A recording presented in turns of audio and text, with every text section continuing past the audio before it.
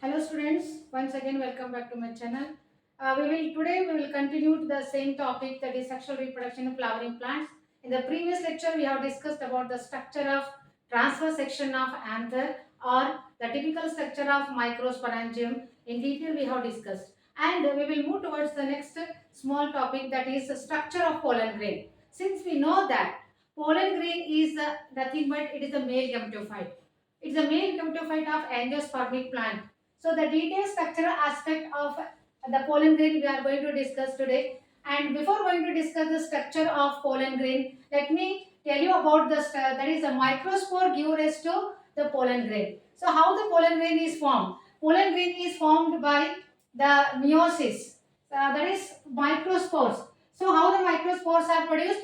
Microspores are formed by the process of microsporogenesis. So the definition of microsporogenesis, as you know, the process of formation of microspore from microspore mother cell through meiosis, that is known as microsporogenesis, and this is the structure of microspore. A microspore consists of a nucleus, cytoplasm surrounded by two layers. Okay, so this is going to develop and give rise to the mature pollen grain. The structure of mature pollen grain reveals the following feature.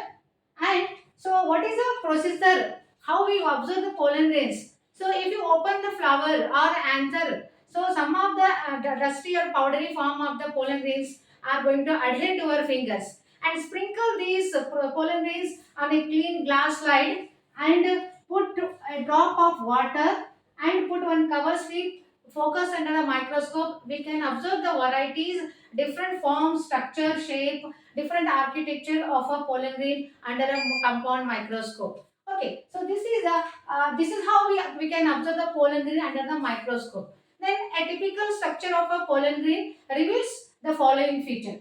So first of all, a typical pollen grain, it is made up of, what is the diameter of a pollen grain? So this pollen grain measures about 25 to 50 micrometer. 25 to 50 micrometer is the width of the pollen grain.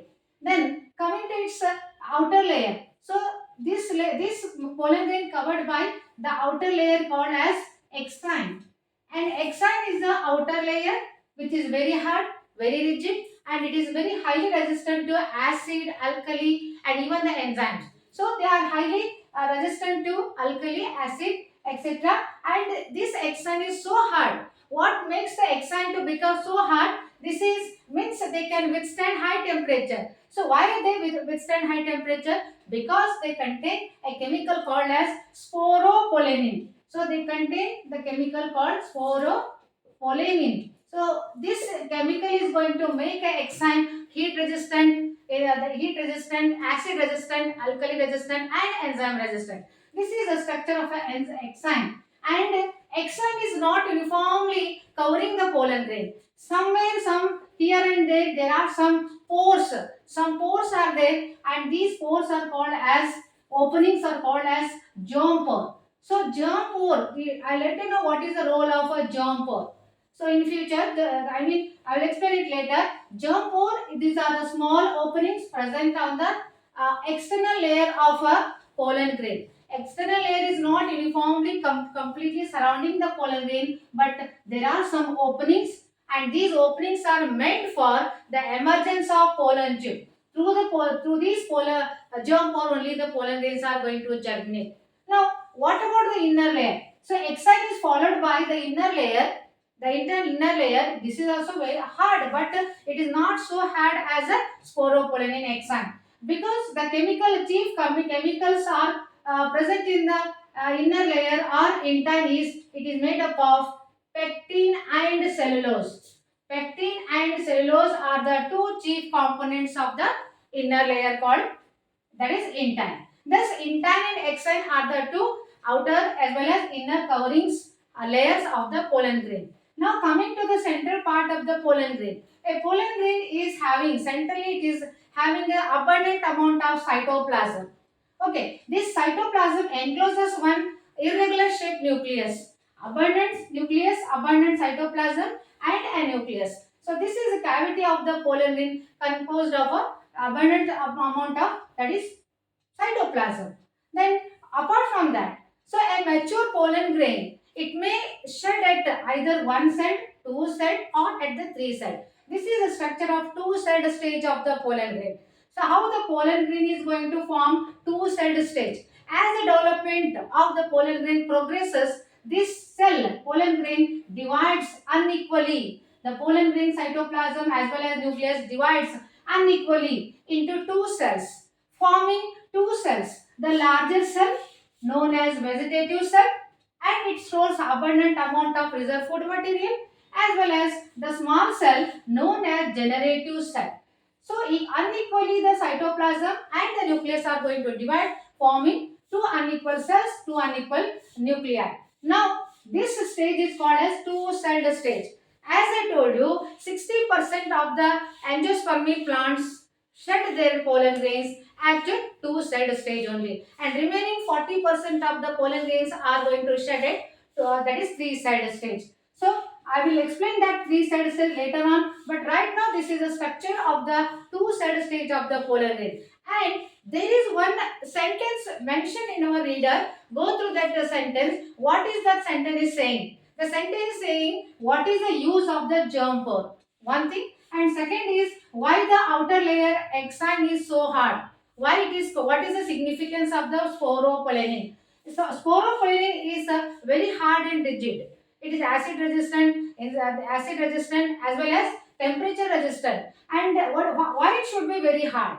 It should be hard in order to protect the pollen grain during the unfavorable condition. Okay, that is the answer for that question. So outer layer is very hard, exile is very hard in order to protect the pollen grain during unfavorable condition. And what is the role of the germ pore? The role of the pollen, that is the role of the germ pore is through this germ pore only the pollen tube is going to form. The pollen tube is going to emerge from this that is germ pore only. So thus it will become three-celled stage. Okay. Now it is a three-celled stage. One is vegetative cell, second is generative cell, and third one is pollen tube. So the entire the content of the generative cell enters through this germ tube, and nucleus of generative cell. The nucleus of generative cell divide mitotically. The nucleus divide mitotically and forming two haploid. It forms two haploid male gametes. Two haploid male gametes are produced at the end of the mitosis. They are going to formed by mitotic cell division. So this is how the pollen grain is going to germinate at a three-celled stage. Okay, and there are some important features. There are some extra features are also there in pollen grain. Do you know majority of the monocotyledon plants are containing the varieties of pollen grains? So the type and form of the pollen grain are different type. In case of, I have written here in a monocot, the type of the pollen grain are known as isobilateral.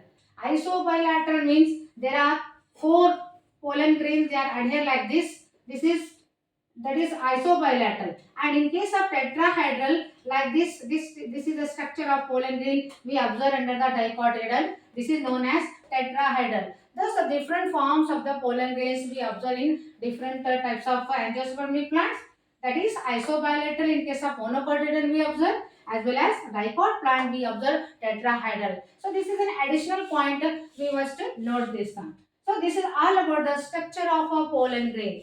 A pollen grain reveals all the features, structural features, starting from exine, intine, then cytoplasm and nucleus. This cytoplasm nucleus divide, forming two unequal cells, and this small cell known as generative cell floats. This is spindle shaped cell. This spindle shaped cell floats in the cytoplasm of the pollen grain, and later on this cell, generative cell, divide mitotically. Nucleus is going to divide mitotically, and through the germ pore, the germ tube is going to form, and forming two mitotically divides and form two haploid male gametes.